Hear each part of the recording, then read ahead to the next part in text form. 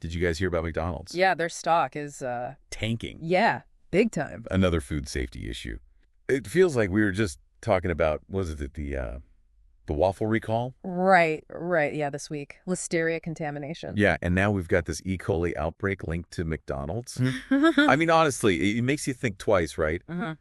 Is eating out even safe anymore? It's, I mean, Briefly. it's getting kind of scary out there, to be Yeah. honest. I mean, when it's one isolated incident, fine, but it's becoming a pattern.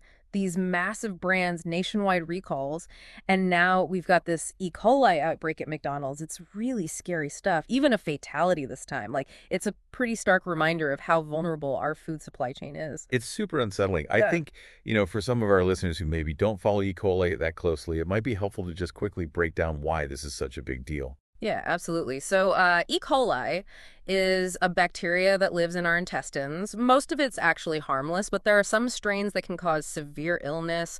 We're talking about, like, symptoms ranging from the obvious, like stomach cramps, diarrhea, but it can go way further. You can have kidney failure, and as we saw with this recent outbreak, it can even be fatal. So we're not just talking about a little tummy trouble. No, not at all. This is serious stuff. And with McDonald's, it just, it really highlights the potential consequences when these outbreaks occur. It makes you wonder, like, beyond the health risks, which are obviously the most immediate concern, does this kind of stuff, these headlines, does it erode public trust? Do people start thinking twice about going to any restaurant? Oh, absolutely.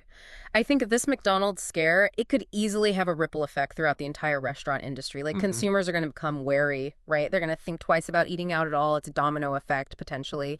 And we need to be aware of that. So, all right, we've talked E. coli and McDonald's. What about the waffle recall?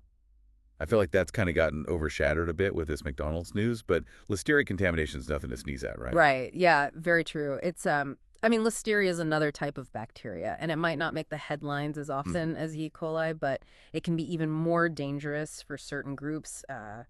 Pregnant women, newborns, older adults, people with weakened immune systems. Like, it can lead to meningitis, even stillbirths. And this was in waffles, right? I mean, that's a pretty widely distributed product, so that's concerning. So we've got these two major food safety incidents happening pretty much back to back. Yeah. What does it all mean for the Stock 100? Right. Like, for our listeners out there, how should they be thinking about this? Not just from like a health perspective, but, Yeah. what about from like a financial perspective? Yeah. I mean, these incidents shake investor confidence, right? McDonald's Yeah. stock obviously took a dip, and we could see that with other restaurant chains as well. People might just start cooking at home more. Decrease revenues across the industry. Yeah.